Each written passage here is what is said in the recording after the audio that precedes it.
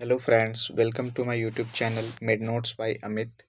आज हम acute renal failure topic का सेकंड पार्ट देखेंगे। इससे पहले वाले वीडियो में हमने पार्ट 1 में डिस्कस किया था एक्यूट रीनल फेल्योर का definition, cause, phases, sign and symptoms और इन्वेस्टिगेशन, डायग्नोसिस हम क्या क्या करते हैं एक्यूट रीनल फेल्योर के केस में, ये हमने डिस्कस किया था। एक टॉपिक है हमारा नर्सिंग मैनेजमेंट, वो हम इस वीडियो में डिस्कस करेंगे। बहुत इम्पोर्टेंट टॉपिक है, वो है nursing management. Acute renal failure के केस में एज ए नर्स हमारा क्या रिस्पॉन्सिबिलिटीज़ है और किस तरीके से हम मैनेज करेंगे उस पेशेंट को, वो देखते हैं।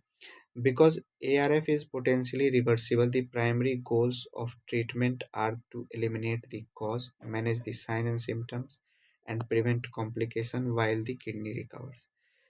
ये किसी भी बीमारी के बारे में हम स्टडी कर रहे हैं, नर्सिंग मैनेजमेंट दे रहे हैं, तो ये चीज़ें हमें ध्यान में रखना है। फिलहाल हम एक्यूट रीनल फेल्योर पढ़ रहे हैं, तो इसमें क्योंकि एक्यूट रीनल फेल्योर एक रिवर्सिबल कंडीशन है, मतलब ठीक किया जा सकता है प्रॉपर ट्रीटमेंट और मैनेजमेंट और केयर देके, तो उसमें हमारा मेन गोल क्या होता है कि जो भी कॉज है, मतलब जिस वजह से बीमारी हो रहा है, एक्यूट रीनल फेल्योर हो रहा है, हम उसको ट्रीट करें। साथ ही साथ साइन एंड सिम्टम्स को भी कम करें। अगर मान लो पेन हो रहा है तो उस पेन को हम कम करें, और जो भी मेडिकेशंस हम दे रहे हैं उससे कोई कॉम्प्लिकेशन ना हो। मान लो कोई नेफ्रोटॉक्सिक, मतलब कोई हम ड्रग्स दे रहे हैं जो ज़्यादा टॉक्सिन प्रोड्यूस कर रहा है, तो हम उसको या फिर मतलब एक लिमिट अमाउंट में दे सकते हैं। इस तरीके की चीज़ों को हम ध्यान में रख सकते हैं जिससे कि कॉम्प्लिकेशन अराइज ना हो।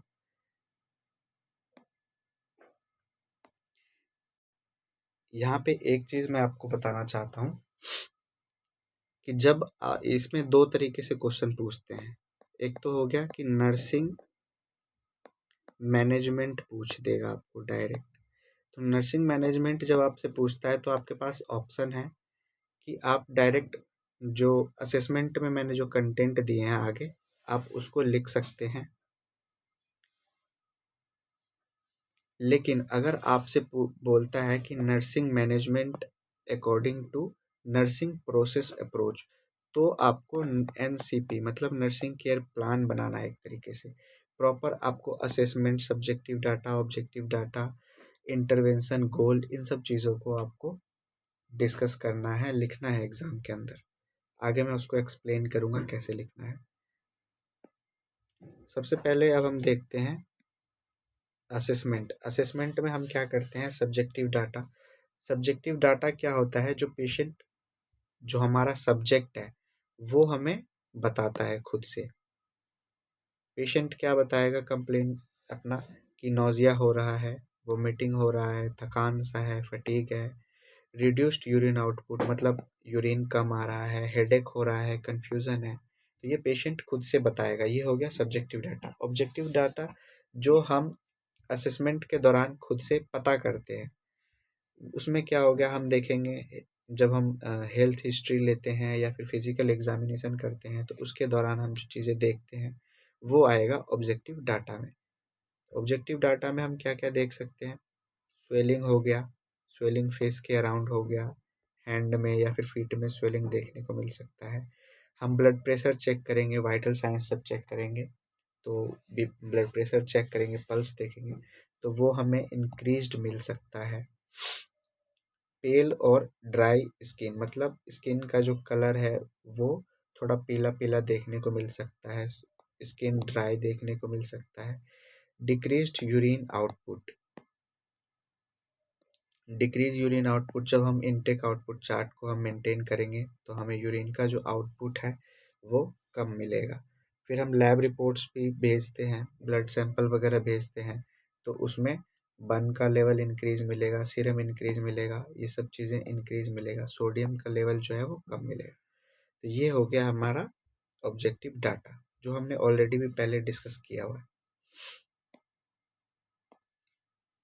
अब नर्सिंग डायग्नोसिस, जैसा कि मैंने बताया आपको कि जब आपसे बोलेगा कि नर्सिंग प्रोसेस अप्रोच के अकॉर्डिंग आप नर्सिंग मैनेजमेंट लिखो, तो उस कंडीशन में किस किस पॉइंट पे, किस किस नर्सिंग डायग्नोसिस पे आप एनसीपी बना सकते हैं, नर्सिंग केयर प्लान बना सकते हैं, एक्सप्लेन कर सकते हैं।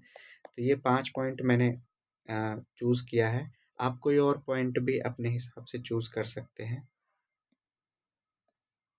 इसमें है सबसे पहला, excess fluid volume related to impair renal function.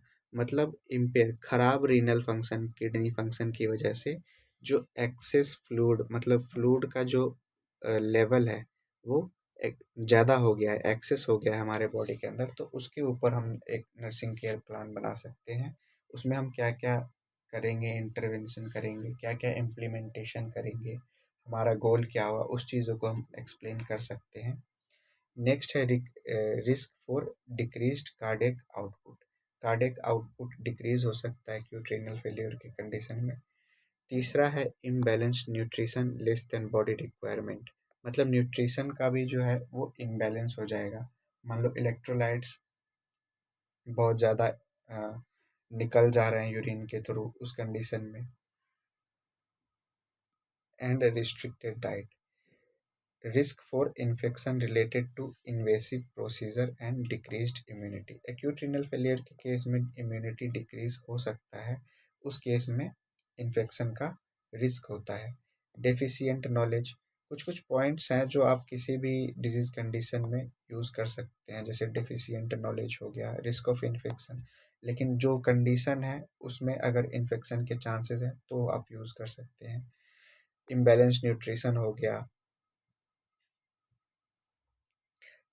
Deficient knowledge regarding disease process and self care. मतलब पेशेंट जो है उसको प्रॉपर नॉलेज नहीं रहता है अपने डिजीज कंडीशन की के बारे में, किस तरीके से वो सेल्फ केयर करेगा।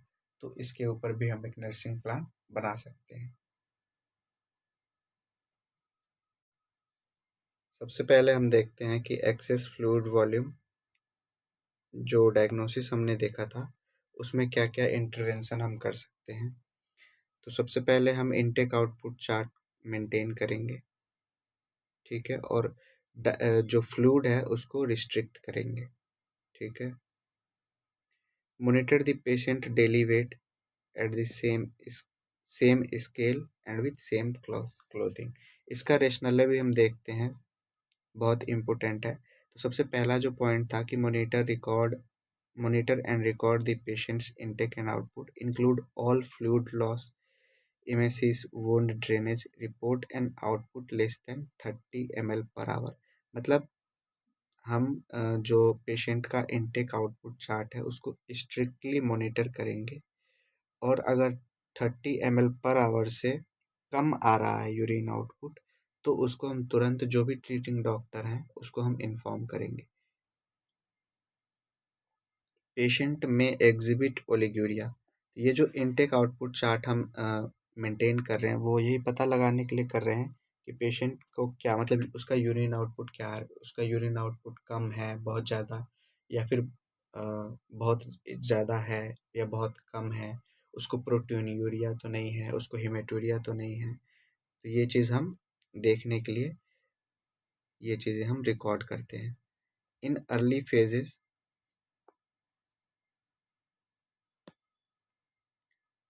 In the early phases, acute renal failure, fluid status changes as they move from oliguric phases। और फिर हमें फेजेस का भी पता चलता है जब हम ये रिकॉर्ड करते हैं इनटेक आउटपुट चार्ट। जैसा हमने फेज पढ़ा था कि इनिशिएशन फेज है, ओलिगुरिक फेज है, उसके बाद डायूरेटिक फेज है। तो ये हमें कब पता चलेगा, जब हम मॉनिटर कर रहे होंगे यूरिन के आउटपुट को। नेक्स्ट जो है fluid replacement therapy is calculated to replace fluid. Fluid replacement therapy भी जो कैलकुलेट करते हैं, जो भी हम एज ए नर्स या फिर डॉक्टर कैलकुलेट करते हैं, वो भी इनटेक आउटपुट चार्ट पे ही डिपेंड करता है,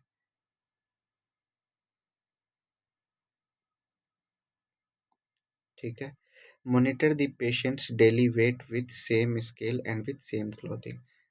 जब हम पेशेंट का डेली वेट मॉनिटर करना है, डेली वेट मेज़र करना है, और वेट मेज़र करते टाइम हमें ये ध्यान में रखना है कि हम सेम स्केल पे ही रोज़ करें और सेम क्लोथिंग के साथ करें, और हो सके तो सेम टाइमिंग पे करें। एग्जाम्पल क्या है कि जैसे सेम स्केल में अब वेट का स्केल पाउंड में भी हम वेट को मेज़र कर सकते हैं, केजी में भी कर सकते हैं। तो ऐसा नहीं कि आज हमने पाउंड में मेज़र करके लिख दिया और फिर नेक्स्ट डे हम केजी में कर रहे हैं। अगर हम आज केजी में ही करते, वैसे तो जनरली तो केजी में ही करना है, ठीक है। नेक्स्ट सेम क्लॉथिंग, क्लॉथिंग का भी वेट, क्लॉथिंग की वजह से भी वेट में डिफरेंस देखने को मिल सकता है। तो आपको क्या करना है, प्रीफर करना है कि सेम क्लॉथिंग में ही पेशेंट का वेट चेक करें और सेम टाइम पे करें, ठीक है। पेशेंट वेट एक अच्छा इंडिकेटर होता है, रेशनले में आप ये लिख सकते हैं कि patient weight is a good indicator of fluid status. मतलब पेशेंट का वेट भी एक तरीके से हमें ये बता देता है कि फ्लूइड रिटेंशन हो रहा है या नहीं हो रहा है। अगर एक 1 to 3 पाउंड्स 24 घंटे में इंक्रीज हो रहा है पेशेंट का वेट, तो हम क्या बोलेंगे कि फ्लूइड वॉल्यूम एक्सेस हो रहा है, और उस कंडीशन में मतलब कोई रीनल प्रॉब्लम हो सकता है पेशेंट को। नेक्स्ट है administer oral and IV fluids as prescribe. जो भी डॉक्टर ने प्रिस्क्राइब किया है आईवी फ्लूइड्स या फिर ओरल फ्लूइड्स, हम वो उसको देंगे। क्यों देंगे? During oliguric phase fluid intake is restricted and diuretic fluid is replaced। मतलब क्या है कि ओलिगोरिक फेज के दौरान हम फ्लूइड इनटेक को रिस्ट्रिक्ट करते हैं, मतलब मना करते हैं, कम से कम फ्लूइड लेने के लिए बोलते हैं ओलिगोरिक फेज में। Administer diuretics as prescribed. मतलब डायूरेटिक्स क्या होता है कि फ्लूइड को एक्सक्रीट आउट करने में किडनी का हेल्प करता है, ये एक मेडिकेशंस होता है। तो diuretic therapy require close supervision because reduced blood volume can result in inadequate renal perfusion। Diuretic therapy को देने के लिए एक क्लोज सुपरविजन का ज़रूरत होता है। नेक्स्ट है risk for decreased cardiac output. Assess for signs of decreased cardiac output, change in blood pressure, heart rate, central venous pressure, peripheral pulse, decrease urine output, abnormal heart sound, arrhythmias etc। मतलब cardiac output का जो decrease होने का जो science है, हम उसको check करेंगे। अब किस किस चीज़ें से हमें पता चलेगा कि कार्डियक आउटपुट डिक्रीज हो गया है? ब्लड प्रेशर में चेंज देखने को मिलेगा, हार्ट रेट चेंज होगा, सेंट्रल वीनस प्रेशर सीवीपी जिसको बोलते हैं वो चेंज मिलेगा, पेरिफेरल पल्स एबनॉर्मल मिलेगा, और यूरिन आउटपुट डिक्रीज मिलेगा, ठीक है। एबनॉर्मल हार्ट साउंड देखने को मिल सकता है और एरिथमिया भी हो सकता है पेशेंट को। दिस साइंस में इंडिकेट डिक्रीज्ड कार्डियक आउटपुट। अगर ये साइंस हैं, एक या एक से ज़्यादा साइंस या फिर मल्टीपल साइंस हैं देखने को मिल रहे हैं पेशेंट के अंदर, तो हम ये बोल सकते हैं कि पेशेंट का जो कार्डियक आउटपुट है वो डिक्रीज हो गया है। Fluid volume excess and electrolyte imbalance can reduce myocardial contractility and lead to decreased output। Fluid volume excess जो हमने पहले पढ़ा पहले पॉइंट में, फ्लूइड वॉल्यूम एक्सेस की वजह से क्या होता है कि इलेक्ट्रोलाइट इम्बैलेंस होता है, और जो मायोकार्डियल मतलब जो हमारे कार्डियक सिस्टम, जो कार्डियक मसल होता है, उसके जो कॉन्ट्रैक्ट करने का, कॉन्ट्रैक्ट रिलैक्सेशन का जो एबिलिटी होता है उसको कम कर देता है, जिसकी वजह से क्या होता है कि कार्डियक आउटपुट, मतलब कार्डियक आउटपुट का मतलब का जो ब्लड का जो अमाउंट हमारे वेंट्रिकल से निकलता है वो कम हो जाता है। नेक्स्ट है monitor serum electrolyte, observe for sign and symptoms of hyperkalemia, abdominal cramps, muscle weakness. मतलब सीरम इलेक्ट्रोलाइट्स को भी हम मॉनिटर करेंगे, देखेंगे, हाइपरकेलेमिया के साइंस को चेक करेंगे, एब्डोमिनल क्रैम्प, मसल वीकनेस, ये सब देखने को मिलते हैं हाइपरकेलेमिया के कंडीशन में। पेशेंट जो होते हैं acute, patient in acute renal failure, इसका रेशनले है patient in acute renal failure develop hyperkalaemia. मतलब एक्यूट रीनल फेल्योर के कंडीशन में हाइपरकेलेमिया होने के चांसेस होते हैं। हाइपोकेलेमिया एंड हाइपरफॉस्फेटेमिया, हाइपरकेलेमिया हो गया, हाइपोकेलेमिया हो गया और हाइपोफॉस्फेटेमिया होगा। ये इम्बैलेंस की वजह से क्या होता है कि अगेन मायोकार्डियल कंडक्शन और कॉन्ट्रैक्टिलिटी में डिफरेंस हो जाता है। कंडक्शन सिस्टम जो एक तरीके से इलेक्ट्रिक करंट जो पास करने का जो सिस्टम होता है हमारे हार्ट के अंदर, उस पे अफेक्ट डालता है। कौन सा? ये जो हमने कंडीशंस पढ़े हैं, जैसे हाइपरफोस्फेटेमिया हो गया, हाइपोकेलीमिया हो गया, ये सब अगर इनमें इम्बैलेंस होता है तो वो जो हार्ट का कंडक्शन सिस्टम होता है हमारा, उस पे ये असर डालता है, उसको कम कर देता है। नेक्स्ट कॉन्ट्रैक्टिलिटी, जो कॉन्ट्रैक्ट करने का, रिलैक्स करने का जो एबिलिटी होता है, उसको भी अफेक्ट करता है। नेक्स्ट है monitor the cardiac rhythm, prolonged prothrombin ratio interval, prolonged QRS interval, peaked wave and depressed ST segment।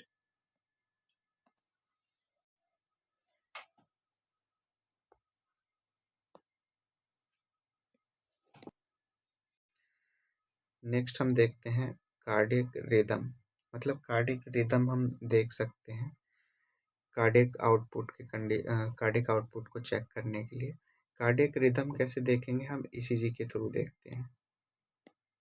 तो उसमें जो ग्राफ बनता है उसको PQRS ऐसे हम डिनोट करते हैं। तो वो जो ग्राफ है वो हमें अल्टर मिलेगा, एबनॉर्मल मिलेगा एक्यूट रीनल फेलियर के केस में। अब इसका रेशनल क्या है, हम क्यों देखते हैं? तो patient in acute renal failure, उसमें जो पेशेंट होता है एक्यूट रीनल फेलियर वाला, उसमें सीरियस कार्डियक एरिथमिया हो जाता है इलेक्ट्रोलाइट इम्बैलेंस की वजह से। ठीक है। नेक्स्ट हम मेटाबॉलिक एसिडोसिस के साइन एंड सिम्टम्स को मॉनिटर करेंगे। क्यों करेंगे? Early detection of sign and symptoms of metabolic acidosis can prevent further life threatening condition. मतलब अगर हम अर्ली डिटेक्ट कर लेंगे मेटाबॉलिक एसिडोसिस के कंडीशन को, तो पेशेंट को लाइफ को हम सेव कर सकते हैं। ठीक है। अब मेटाबॉलिक एसिडोसिस को ट्रीट करने के लिए सोडियम बाइकार्बोनेट हम देते हैं जनरली, तो वो हम एडमिनिस्टर करेंगे। सोडियम बाइकार्बोनेट क्या करता है? टेम्पोरली पोटासियम को सेल में शिफ्ट कर देता है। ठीक है। इससे क्या होता है कि जो एसिडोसिस है वो ठीक हो जाता है और हाइपरकेलेमिया का जो कंडीशन होता है वो ठीक हो जाता है। उसको और क्या क्या हम देते हैं? कैल्शियम साल्ट देते हैं। ठीक है। कैल्शियम साल्ट किस लिए देंगे? हाइपोकैल्सीमिया को ट्रीट करने के लिए देंगे। ग्लूकोज और इंसुलिन दे सकते हैं हम। इंसुलिन किस लिए देते हैं? Insulin is able to shift potassium back into cell. Insulin भी क्या करता है? पोटासियम को दोबारा से सेल में मतलब आने में हेल्प करता है, जिससे क्या होता है कि हाइपरकैलेमिया का कंडीशन ठीक होता है। और ग्लूकोज किस लिए देते हैं? कि ग्लाइसीमिया का कंडीशन ना हो इंसुलिन की वजह से। Potassium exchange resins exchange potassium for sodium in gastrointestinal tract, therapy decreasing serum potassium level. The bound potassium is then excreted in bowel movement. These resins are administered orally or rectally. Next क्या है? Anti rhythmic drugs भी हम patient को देते हैं, क्योंकि arrhythmia हो गया था तो उसके उसके ट्रीटमेंट के लिए भी हमें एंटी रिदमिक ड्रग्स देना पड़ेगा। नेक्स्ट क्या क्या हम दे सकते हैं नर्सिंग मैनेजमेंट में? तो आईवी फ्लूइड्स दे सकते हैं कार्डियक आउटपुट को इंक्रीज करने के लिए, क्योंकि कार्डियक आउटपुट डिक्रीज हो गया था। Administration of fluids will help to increase cardiac output. मतलब हम फ्लूइड जो देंगे एक्स्ट्रा, मतलब बाहर से, तो उससे क्या होगा? कार्डियक आउटपुट को इंक्रीज होने में हेल्प मिलेगा। Administer inotropic drug as prescribed. अगर डॉक्टर ने कोई आइनोट्रोपिक ड्रग्स प्रिस्क्राइब किया है तो वो हम पेशेंट को देंगे। उससे क्या होगा? जो कार्डियक कॉन्ट्रैक्शन था, कॉन्ट्रैक्टिलिटी था, मतलब कार्डियक का जो एबिलिटी होता है वो इम्प्रूव होगा। ब्लड को पंप करने का जो कॉन्ट्रैक्शन और रिलैक्सेशन का जो एबिलिटी होता है वो इम्प्रूव होगा, जिससे क्या होगा कि फिर दोबारा से कार्डियक आउटपुट नॉर्मल आने लगेगा। नेक्स्ट जो है नर्सिंग डायग्नोसिस, वो है imbalanced nutrition less than body requirement. तो इसमें क्या है, क्या क्या करेंगे हम? सबसे पहले assess for assess for possible cause of decreased appetite or gastrointestinal discomfort, anorexia, nausea और vomiting। सबसे पहले हम पता करने का कोशिश करेंगे कि किस वजह से हुआ है ये जो इलेक्ट्रोलाइट इम्बैलेंस है या फिर न्यूट्रिशन का इम्बैलेंस है, वो किसकी वजह से हुआ है। Uremia manifestation include GI disturbance related to accumulation of toxins and Altered intestinal motility. ये किसकी वजह से हो सकता है कि अगर जीआई डिस्टर्ब मतलब जो गैस्ट्रो इंटेस्टाइनल ट्रैक्ट है उसमें कोई डिस्टरबेंस हो जाता है टॉक्सिन्स के एक्यूमुलेशन की वजह से। मतलब टॉक्सिन्स क्या, जो जैसे एक्यूट रीनल फेलियर में क्या हो रहा था कि जो भी वेस्ट प्रोडक्ट्स थे वो एक्सक्रीट आउट नहीं हो पा रहा था, तो वो क्या हो रहा था हमारे बॉडी के अंदर ही इकट्ठा हो रहा था। तो वो मतलब ऑल ओवर बॉडी हो रहा है, ऑल ओवर बॉडी हो रहा है तो गैस्ट्रो इंटेस्टाइनल ट्रैक्ट में भी होगा। और जब वो गैस्ट्रो इंटेस्टाइनल ट्रैक्ट में जो इकट्ठा हो रहा है तो वो फिर ये सब जो कंडीशंस हैं उसको कॉज करेगा। इनकी वजह से क्या होगा, एनोरेक्सिया हो गया, वोमिटिंग वगैरह हो सकता है, नोजिया हो सकता है, ये सब कंडीशन अराइज हो सकते हैं। एसेस पेशेंट्स कैलोरी इनटेक, मतलब पेशेंट का कैलोरी इनटेक को हम एसेस करेंगे कि कितना कैलोरी वो इनटेक ले रहा है। हम देख रहे थे कि हम कैलोरी इनटेक को एसेस करेंगे। कैलोरी इनटेक इसलिए एसेस करेंगे कि हम एक्यूरेट मेजरमेंट कर सकेंगे न्यूट्रिशनल इनटेक के बारे में। ठीक है। नेक्स्ट हम देखेंगे कि जो एल्बुमिन का लेवल है हम उसको मॉनिटर करेंगे। उसको हम क्यों मॉनिटर करते हैं? Serum albumin indicates the degree of protein depletion. Depletion का मतलब होता है एक तरीके से एक्सक्रीट आउट। तो जो एल्बुमिन लेवल हम चेक करेंगे उससे हमें क्या पता चलेगा कि कितना ज़्यादा प्रोटीन एक्सक्रिएट आउट हो गया है, एक्सेस प्रोटीन एक्सक्रीट आउट हो गया है हमारे बॉडी से। नेक्स्ट हम देखते हैं कि एसेस दी पेशेंट्स वेट गेन पैटर्न, मतलब किस पैटर्न में कितना वेट गेन हो रहा है। सबसे पहले वेट गेन देखेंगे, वेट गेन अगर हो रहा है तो वो कितना ज़्यादा हो रहा है, किस पैटर्न में हो रहा है।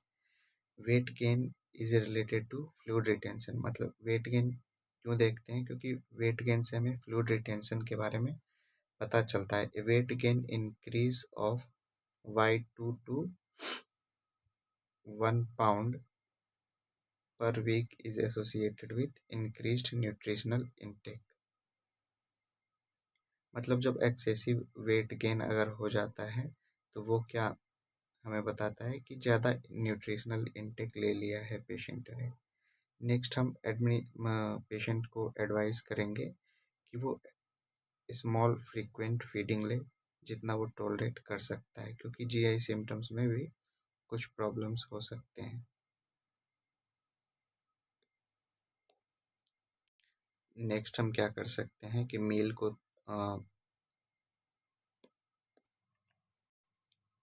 को हम अच्छे तरीके से प्रेजेंट कर सकते हैं ताकि उसको अच्छा लगे, खाने का मन करे पेशेंट को। नेक्स्ट है जो अदर प्रोसीजर्स हैं, मान लो कोई प्रोसीजर होना है पेशेंट का, तो खाने के टाइम पे हम ना करें, स्किप कर दें, थोड़ा पहले कर लें या फिर खाने के बाद कर लें। और पेशेंट के लाइक्स या डिसलाइक्स, मतलब वो क्या चीज़ें पसंद करता है खाने में, उसका भी थोड़ा सा हम ध्यान रखेंगे। इससे क्या होगा, decreasing distraction at meal time allows patient to focus on eating. मतलब इससे क्या होगा कि अगर पेशेंट जो प्रोसीजर है उसको हम थोड़े टाइम के लिए स्किप कर देंगे तो पेशेंट खाने पे फोकस कर पाएगा। Provide frequent oral hygiene, oral hygiene को हम मेंटेन करने में पेशेंट का हेल्प करेंगे। Frequent oral hygiene will keep oral mucous membrane moist. इससे क्या, एक्यूट रीनल फेलियर के केस में क्या देखा था हमने सिम्टम में कि जो म्यूकस मेम्ब्रेन था वो ड्राई रह रहा था। तो जब हम ओरल हाइजीन मेंटेन करेंगे तो उससे क्या होगा कि जो म्यूकस मेम्ब्रेन है वो मॉइस्ट रहेगा और वो सलाइवा को जो प्रोडक्शन होता है हमारे माउथ के अंदर उसको स्टिमुलेट करता है, जिससे oral oral hygiene overall increase होगा, अच्छा होगा, और फिर उसे मतलब खाना पीना खाने का भी मन करेगा, ओरल इंटेक उसका इंक्रीज होगा पेशेंट का। Provide diet high in carbohydrate and low in protein. Acute renal failure के पेशेंट को हम हाई कार्बोहाइड्रेट डाइट और लो प्रोटीन डाइट हम देंगे। ठीक है। Diet high in carbohydrate and low in protein reduce catabolism and phosphorus. जो कैटाबोलिज्म होता है उसको रिड्यूस कर देता है, जो हाई कार्बोहाइड्रेट और लो प्रोटीन डाइट होता है। Dietary restriction is needed to keep serum level within normal limits. Dietary restrictions हम मतलब कुछ डाइट्स हम रिस्ट्रिक्ट कर सकते हैं पेशेंट को। उससे क्या होगा कि जो उसका सीरम लेवल है वो नॉर्मल रेंज में रहेगा। एडमिनिस्टर इटर्नल और पेरेंट्रल फीडिंग्स एज रिक्वायर्ड। जो पेरेंट्रल न्यूट्रिशन होते हैं जो हम आईवी के थ्रू देते हैं अदर दैन जीआई ट्रैक्ट मतलब गैस्ट्रो इंटेस्टाइनल ट्रैक्ट, उसको हम बोलते हैं पेरेंट्रल फीडिंग। जो जैसे कि कई बार हम आईवी के थ्रू न्यूट्रिशन देते हैं, तो अगर ज़रूरत पड़ता है तो वो हम उसको पेशेंट को एडमिनिस्टर करेंगे। Tube feeding and parenteral nutrition helps to maintain optional nutrition. इससे क्या होता है कि जो ओवरऑल न्यूट्रिशन होता है, अगर कोई पेशेंट ओरली नहीं ले पा रहा है तो उसका ओवरऑल न्यूट्रिशन मेंटेन रहेगा। Administer anti emetics as prescribed. ये क्या करेगा, नोजिया और वोमिटिंग को कंट्रोल करेगा, और पेशेंट का जो एपेटाइट है, भूख है, उसको इंक्रीज करेगा, फूड इनटेक के लिए उसको स्टिमुलेट करेगा। Administer antacid receptor blocking agent. Antacid receptor blocking agent हम एडमिनिस्टर करेंगे, पेशेंट को देंगे। ये क्या करता है, गैस्ट्रिक एसिडिटी को कम करता है, जिससे जो गैस्ट्रिक अल्सर है, म्यूकोसल अल्सर है, वो प्रिवेंट होता है, वो नहीं होता है। नेक्स्ट हम देखते हैं risk for infection. Risk for infection में हम क्या क्या इंटरवेंशन कर सकते हैं इन्फेक्शन से पेशेंट को बचाने के लिए। तो जो भी साइट ऑफ इन्फेक्शन है उसको हम असेस करेंगे, जैसे यूरिनरी हो गया, पल्मोनरी हो गया, कोई घाव है पेशेंट को, आईवी लाइन हो गया। इन सब चीज़ों पे हम ज़्यादा फोकस करेंगे जो जहाँ पे इन्फेक्शन होने के चांसेस ज़्यादा हैं। इससे क्या होगा कि infection increases mortality associated with ARF and should be monitored closely. ये हम क्यों करते हैं, एसेस क्यों करते हैं, क्योंकि इन्फेक्शन अगर एक्यूट रीनल फेलियर पेशेंट को ऑलरेडी है, साथ में अगर और अदर इन्फेक्शन होगा, तो जो मोर्टेलिटी है, जो पेशेंट के लाइफ को थ्रेट है, वो और भी ज़्यादा इंक्रीज हो जाता है। नेक्स्ट हम पेशेंट के टेम्परेचर को मॉनिटर करेंगे। Because of decreased immune response, an elevated temperature may not be present with infection in ARF। क्योंकि इम्यून रिस्पॉन्स इसमें डिक्रीज्ड है, तो एक एलिवेटेड टेम्परेचर नहीं देखा जा सकता है। मतलब क्या है कि एक्यूट रीनल फेलियर के कंडीशन में जो हमारा इम्यूनिटी है वो वीक हो जाता है। तो हो सकता है कि अगर इन्फेक्शन हो फिर भी पेशेंट का जो बॉडी टेम्परेचर है वो इंक्रीज नहीं हो। पेशेंट जो बॉडी टेम्परेचर इंक्रीज होने के पीछे का मैकेनिज्म क्या होता है कि कोई भी इन्फेक्शन अटैक करता है हमारे बॉडी में, तो अगर हमारा इम्यूनिटी ठीक है बिल्कुल, तो वो क्या करता है, सबसे पहले जो काम करता है हमारा बॉडी, वो मतलब इम्यून सिस्टम, जो हमारे बॉडी का डिफेंस मैकेनिज्म होता है, वो बॉडी के टेम्परेचर को इंक्रीज करता है। इंक्रीज क्यों करता है, क्योंकि जो भी इन्फेक्शन होता है, जो भी पॉजिटिव ऑर्गेनिज्म होता है, वो टेम्परेचर को झेल नहीं पाता है, most of the positive organism, इसीलिए हमारा बॉडी उसको इंक्रीज करता है। लेकिन यहाँ पे क्या होगा, टेम्परेचर इंक्रीज नहीं भी हो सकता है, क्योंकि इम्यूनिटी हमारा वीक है, इम्यून प्रॉपर काम नहीं करेगा। नेक्स्ट है मॉनिटर डब्ल्यूबीसी काउंट को भी हमें मॉनिटर करना है। डब्ल्यूबीसी काउंट जो है वो will increase in presence of infection, वो हमें क्या बताएगा कि इन्फेक्शन है या नहीं।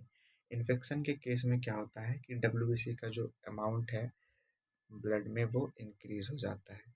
तो अगर इंक्रीज है इसका मतलब इन्फेक्शन है। Watch for any signs of localised और systemic infection and report them promptly. Provide meticulous skin care. Localised और सिस्टमिक इन्फेक्शन के साइंस को भी हम टाइम टू टाइम चेक करेंगे। लोकलाइज्ड मतलब किसी पार्टिकुलर बॉडी एरिया में किसी पार्ट में इन्फेक्शन है, या फिर सिस्टमिक मतलब किसी होल सिस्टम में या फिर पूरे बॉडी में इन्फेक्शन हो सकता है। इससे क्या होगा, early detection of sign and symptoms of infection will help to start appropriate intervention and control infection. इससे क्या होगा कि जल्दी हम उसको इन्फेक्शन के बारे में पता कर पाएंगे, इन्फेक्शन को पकड़ पाएंगे और टाइमली उसको हम ट्रीट कर पाएंगे। नेक्स्ट है स्किन केयर हम क्यों देंगे पेशेंट को। स्किन जो है वो फर्स्ट लाइन डिफेंस होता है इन्फेक्शन के अगेंस्ट में। तो स्किन को अगर हम क्लीन रखेंगे तो उसका ब्रेक डाउन नहीं होगा, इन्फेक्शन होने के जो चांसेस हैं वो कम होगा। सेप्टिक टेक्निक का यूज़ करेंगे।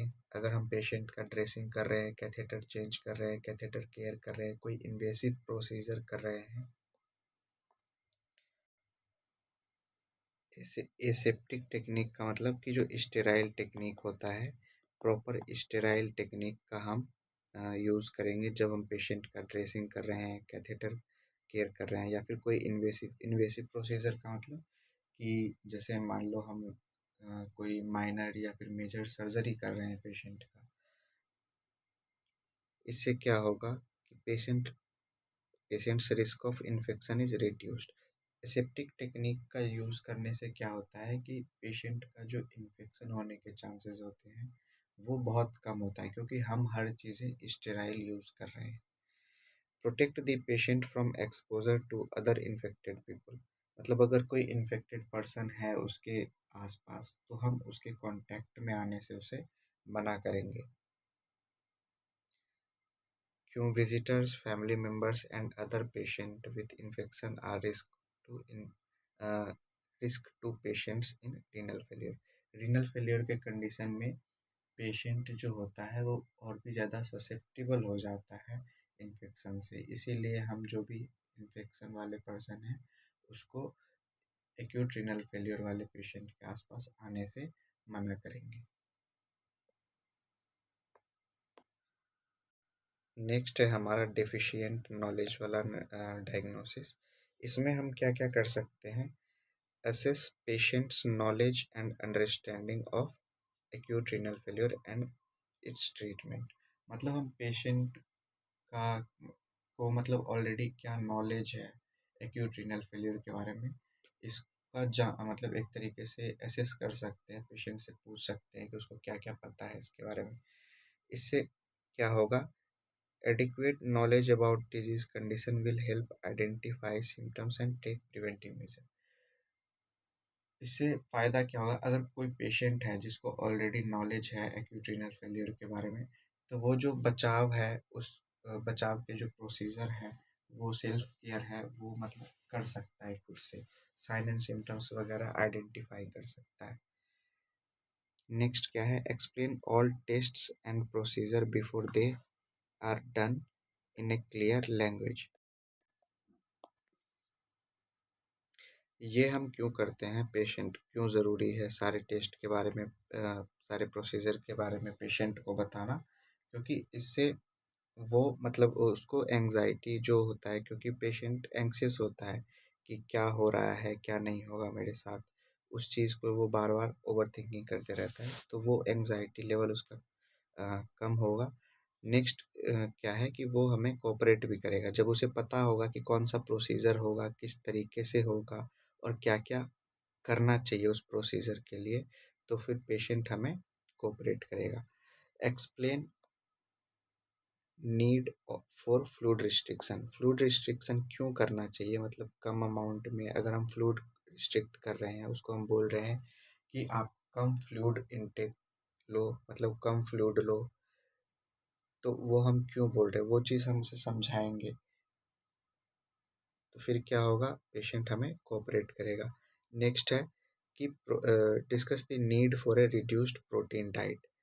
उसे प्रोटीन प्रोटीन डाइट उसे कम क्यों लेना चाहिए, ये हम उसे डिस्कस करेंगे, उसको हम समझाने की कोशिश करेंगे कि देखो, आपका किडनी ऑलरेडी ख़राब है, तो इस पे अगर आप प्रोटीन डाइट लेते हो तो किडनी पे और भी ज़्यादा ज़ोर पड़ता है, वर्कलोड किडनी का बढ़ता है, तो जो सिचुएशन है और भी ज़्यादा ख़राब हो सकता है। तो अभी कुछ टाइम के लिए आप प्रोटीन डाइट को कम कर दो।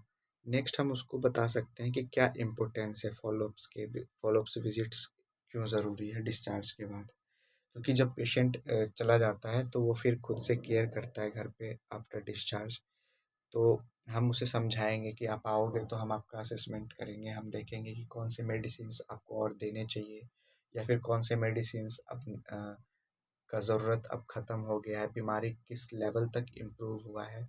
ये सब चीज़ें हम उसे बता सकते हैं कि इस वजह से हम आपको फॉलोअप के लिए बुलाते हैं। फॉलोअप की इम्पोर्टेंस को हम अच्छे से पेशेंट को समझाएंगे।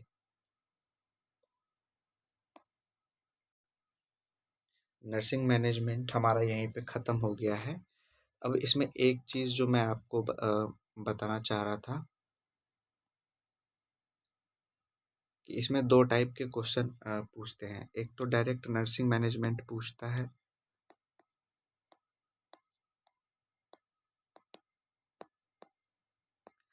तो जब अगर नर्सिंग मैनेजमेंट सिर्फ पूछ रहा है तो आप बस ये नर्सिंग इंटरवेंशन भी लिख दोगे पॉइंट वाइज तो चलेगा।